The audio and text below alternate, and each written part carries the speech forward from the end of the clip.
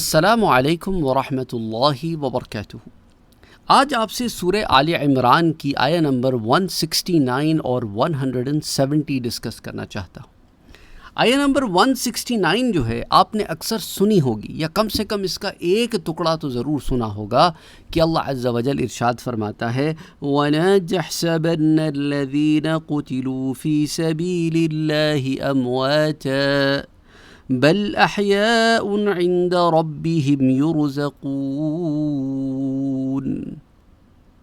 کہ اللہ عز و جل اس آیہ مبارکہ میں جو سورہ آل عمران کی آیہ 169 ہے، شہداء کے بارے میں بات فرماتا ہے اور کہتا ہے کہ وَلَا تَحْسَبَنَّ الَّذِينَ قُتِلُوا فِي سَبِيلِ اللَّهِ، تم ہرگز نہ خیال کرنا ان لوگوں کے بارے میں جو اللہ کی راہ میں امواتا، جو اس دنیا سے، اس دار فانی سے کوچ کر گئے، ان کی روحیں ان کے جسموں سے جدا ہو گئیں، تو تم یہ نہ خیال کرتے رہنا کہ وہ مر گئے، ختم ہو گئے، یہ خیال نہ کرنا۔ کیوں یہ خیال نہ کرنا؟ اس کی وجہ یہ ہے کہ بل احیاء عند ربہم، کیونکہ وہ اپنے رب کے ہاں ایک اور حیات میں منتقل ہو گئے۔ تمہاری ظاہری دنیا سے تو چلے گئے ہیں، لیکن انہیں مردہ خیال نہ کرنا کہ اب وہ اپنے رب کے ہاں زندہ ہیں، اور ان کی کیفیت بھی یہ ہے کہ وہ اپنے رب کے ہاں رزق دیے جاتے ہیں۔ بل احیاء عند ربہم، یہاں اکتفا نہیں کیا، کیونکہ اب آپ یہ کہتے کہ بھائی روح تو سب کی زندہ ہوتی ہے۔ انسان کہہ سکتا ہے نا بھائی روح تو سب کی زندہ ہوتی ہے، روح کو تو موت ہے نہیں، روح جسم سے جدا ہو گئی تو جسم تو فنا ہو گیا، روح جو ہے وہ بقا ہو گئی۔ تو اللہ عز و جل نے شہید کے لیے خاص معاملہ کر دیا کہ شہداء کی قبروں میں ان کے جسموں کو دیکھا گیا تو وہ بالکل صحیح سالم ہے، جنہیں صحیح سالم دفنایا گیا یا جس کیفیت میں بھی دفنایا گیا اسی کیفیت میں برقرار ہے۔ گو کہ کچھ شہداء ایسے بھی ہوتے ہیں کہ جن کے جسمی باقی نہیں رہتے، پرخچے اڑ جاتے ہیں، سمندروں میں ڈوب جاتے ہیں، جو بھی کیفیت ہو، لیکن جو ظاہری دفنائے گئے وہ بعد میں بالکل تر و تازہ کہ گویا ابھی دفنائے گئے ہوں۔ اس میں بہت سارے واقعات ہم پہلے دیکھ چکے ہیں۔ شہدائے احد کی قبریں جب منتقل کی گئیں، اور یہ صحابہ کا زمانہ تھا، تو کسی کا غلطی سے کسی کے پاؤں میں کدال لگ گیا، کیونکہ وہاں پانی رسایا تھا زمین میں، بڑی تفصیل سے سیرت النبی صلی اللہ علیہ وسلم میں ڈسکس کر چکا ہوں۔ تو اب شہدائے احد کو وفات پائے ہوئے 50 سال کے قریب گزر گئے تھے، لیکن اس کے باوجود ان کے جسم تر و تازہ تھے۔ اللہ تعالیٰ فرماتا ہے کہ ان کو ان کے رب کے ہاں رزق بھی دیا جاتا ہے۔ روح کو رزق کی ضرورت نہیں ہوتی، عالم ارواح میں رزق کی ضرورت ہی نہیں ہوتی، روح کو رزق کی ضرورت ہوتی ہے جسم کو، کہ گویا ان روحوں کو ان جسموں سے نکال کر کوئی اور جسم عطا کر کے جنت میں داخل کر دیا جاتا ہے، اور جنت میں داخل ہونے کے بعد وہ چونکہ اب انہیں جسم دیا گیا ہے تو اب وہ کھاتے بھی ہیں، پیتے بھی ہیں، سوتے بھی ہیں، کیونکہ وہ جسم کا تقاضا ہے۔ روح کو ان چیزوں کی ضرورت ہی نہیں ہوتی، روح ان چیزوں سے پاک ہے، جسم کو ان چیزوں کی ضرورت ہوتی ہے۔ تو اس لیے اللہ سبحانہ و تعالیٰ نے یہ بات یہاں پر واضح کر دی۔ اب حضور اکرم صلی اللہ علیہ وآلہ وسلم نے بھی ارشاد فرمایا کہ جب تمہارے بھائی احد میں شہید ہوئے تو اللہ عز و جل نے ان کی ارواح کو سبز پرندوں کے جسم عطا فرمائے۔ وہ جنتی نہروں پر سیر کرتے پھرتے ہیں، جنتی میوے کھاتے ہیں، سونے کی ان کی قندیلیں ہیں جن میں وہ رہتے ہیں، اور وہ قندیلیں عرش کے نیچے لٹک رہی ہیں۔ جب ان شہدائے کرام نے کھانے پینے اور رہنے کے پاکیزہ عیش پائے تو کہا کہ پیچھے دنیا میں رہ جانے والے ہمارے بھائیوں کو کون خبر دے کہ ہم جنت میں زندہ ہیں، تاکہ وہ بھی اللہ کی راہ میں نکلیں اور نکلنے سے بے رغبتی نہ کریں اور جنگ سے بیٹھ نہ رہیں۔ تو اللہ نے فرمایا میں انہیں تمہیں خبر پہنچا دوں گا، تمہاری خبر ان تک پہنچا دوں گا۔ اس کے بعد یہ آیہ مبارکہ نازل ہوئی وَلَا تَحْسَبَنَّ الَّذِينَ قُتِلُوا فِي سَبِيلِ اللَّهِ أَمْوَاتًا بَلْ أَحْيَاءٌ عِندَ رَبِّهِمْ يُرْزَقُونَ۔ اور یہ روایت ہے سنن ابی داؤد کی حدیث نمبر 2520. تو گویا برزخ میں بھی شہداء کا اللہ عز و جل کی بارگاہ میں گزارشات پیش کرنے کا معاملہ ہے. دیکھیں نا، ایک ہی روایت سے کئی نقطے نکلتے ہیں کہ گویا یہاں پر کیا معاملہ ہے کہ شہداء نے خواہش کا اظہار کیا. انہوں نے کہا کہ پیچھے دنیا میں رہ جانے والے ہمارے بھائیوں کو کون خبر دے گا، تو اللہ عز و جل نے ان کی اس خواہش کو پورا فرما دیا. سبحان اللہ. اب چونکہ حضور صلی اللہ علیہ وآلہ وسلم ہمارے درمیان اس ظاہری حیات میں موجود تھے، اس لیے وحی کے ذریعے ہمیں خبر ہو گئی. اور کتنے ہی ایسے معاملات ہیں جن کی ہمیں خبر ہی نہیں، کیونکہ وحی کا سلسلہ منقطع ہو گیا ہے. تو اس سے ثابت ہوا کہ ارواح باقی ہیں، جسم کے فنا ہونے کے ساتھ فنا نہیں ہوتی. اگر ہوتی تو پھر یہ جو اللہ سے کلام کر رہے ہیں، اللہ سے گزارش کر رہے ہیں، یہ پھر کون ہیں؟ سمجھ میں آئی بات؟ تو یہاں سے ایک اور دلیل قرآن سے ہمیں مل گئی کہ روح زندہ رہتی ہے، ذوق روح کو موت نہیں ہے. اور یہاں آیت میں شہداء کی پھر کئی شانیں بھی بیان فرمائی گئی ہیں کہ وہ کامل زندگی والے ہیں، وہ اللہ کے پاس ہیں، انہیں رب کریم کی طرف سے روزی ملتی رہتی ہے، وہ بہت خوشباش ہیں. شہدائے کرام زندوں کی طرح کھاتے پیتے بھی ہیں اور عیش بھی کرتے ہیں.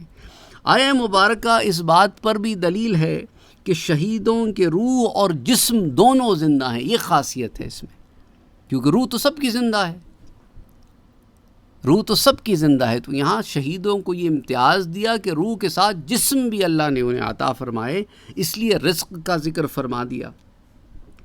تو علماء کرام نے فرمایا ہے، آپ تفسیر خازن اٹھا کے دیکھیں اسی آیہ مبارکہ کے تحت، کہ علماء نے فرمایا کہ شہداء کے جسم قبروں میں محفوظ رہتے ہیں، جس کے بارے میں نے آپ کو چند واقعات اختصاراً شروع میں اس درس کے بتائے. اور مٹی ان کو نقصان نہیں پہنچاتی. اور صحابہ کرام کے زمانے میں اور اس کے بعد کثرت سے ایسے واقعات آئے کہ شہداء کی قبریں کھلیں اور اندر ان کے جسم کو تر و تازہ پایا گیا.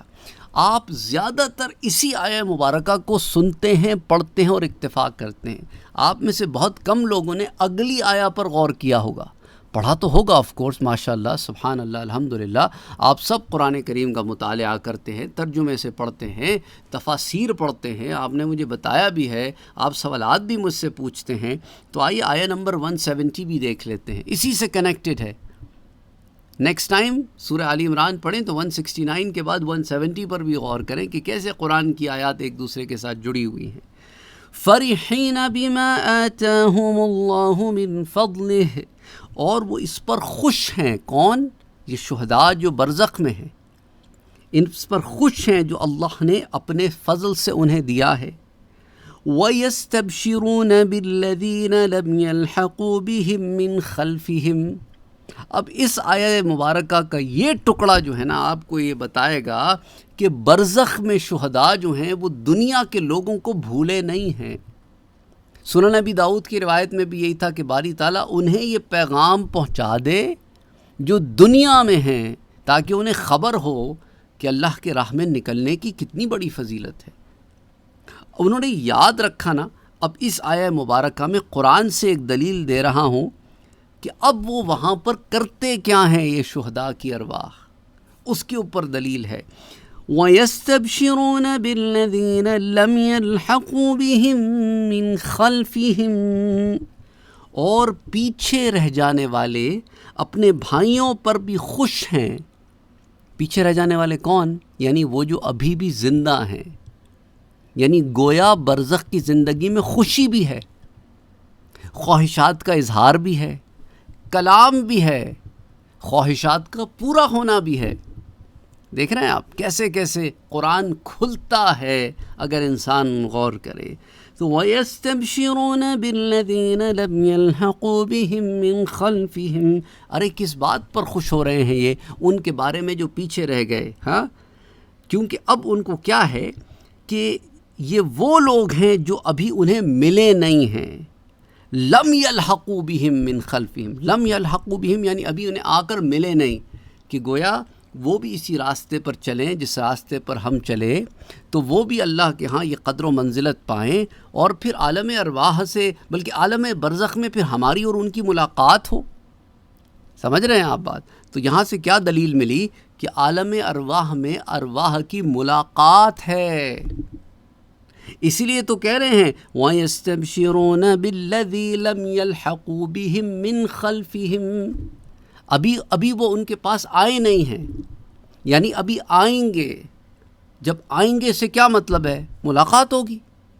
اب آپ کہتے ہیں نا کہ بھئی فلاں کو میں نے مدعو کیا، وہ ابھی آتے ہوں گے۔ اب وہ جو آتے ہوں گے وہ آئیں گے تو پھر ہوگا کہ آپ کی اور ان کی ملاقات ہوگی۔ تو لم یلحقوا بہم، ابھی وہ ان سے ملے نہیں ہیں، لیکن وہ خوش کیوں ہیں کہ اللہ خوف علیہم ولا ہم یحزنون، کہ ان پر نہ کوئی خوف ہے اور نہ وہ غمگین ہوں گے، یعنی فرحین بما آتاہم اللہ من فضل، اس پر خوش ہیں جو اللہ نے انہیں اپنے فضل سے دیا۔ یعنی شہداء کرام کے بارے میں یہ فرمایا جا رہا ہے کہ وہ اللہ کے فضل، اللہ کے کرم، اللہ کے انعامات، احسانات، ان تمام چیزوں سے جو عزت و اکرام انہیں ملا ہے اور موت کے بعد اعلیٰ قسم کی زندگی جو انہیں ملی ہے، اس پر خوش ہیں، اور اس پر خوش ہیں کہ اللہ نے انہیں اپنا مقرب بنایا، جنت میں انہیں رزق دیا، انہیں نعمتیں عطا کیں، اور جنت کی منزلیں حاصل کرنے کے لیے انہیں اس مقام سے نوازا۔ اور وہ اس بات پر بھی خوشی منا رہے ہیں کہ ان کے بعد دنیا میں رہ جانے والے ان کے مسلمان بھائی دنیا میں ایمان اور تقوی پر قائم ہیں۔ سمجھ آ رہی بات؟ لم یلحقوا بہم، ابھی ملاقات نہیں ہوئی ہے۔ جب ملاقات نہیں ہوئی تو خوش کیوں ہیں؟ وہ خوش اس لیے ہیں کہ انہیں خبر دی گئی ہے کہ تمہارے بھائی جو پیچھے رہ گئے ہیں وہ ایمان پر ہیں، وہ ایمان پر ہیں۔ اس لیے میں نے آپ سے ذکر کیا تھا نا ان روایات کا کہ آپ کے اور ہمارے اعمال ہمارے پیاروں کو برزخ میں پیش ہوتے ہیں۔ اس لیے تابعین دعا کرتے تھے، جو صحابہ کے رشتہ دار تھے، کہ باری تعالیٰ عالم برزخ میں انہیں ہماری وجہ سے رسوا نہ کرنا، کہ ہمارے اعمال پیش ہوں اور وہ نادم ہوں کہ یہ میرے پیچھے کیا کرتے رہے ہیں، یہ میرے پیچھے کیسے کام کرتے رہے ہیں۔ تو اسی لیے فرمایا کہ وہ خوش ہیں کہ ہمارے پیچھے وہ ایمان پر قائم ہیں، تقوی پر قائم ہیں، اور جب وہ بھی اللہ کی راہ میں نکلیں گے اور اللہ کی راہ میں شہید ہو کر آئیں گے تو ان کے ساتھ ہماری ملاقات ہوگی، تو وہ بھی اللہ کی ان کرم نوازیوں کو پائیں گے، اور قیامت کے دن جب ہم سب اٹھائے جائیں گے تو اللہ خوف علیہم ولا ہم یحزنون، تو پھر نہ کوئی خوف ہوگا اور نہ کوئی غم ہوگا۔ سمجھ رہے ہیں آپ؟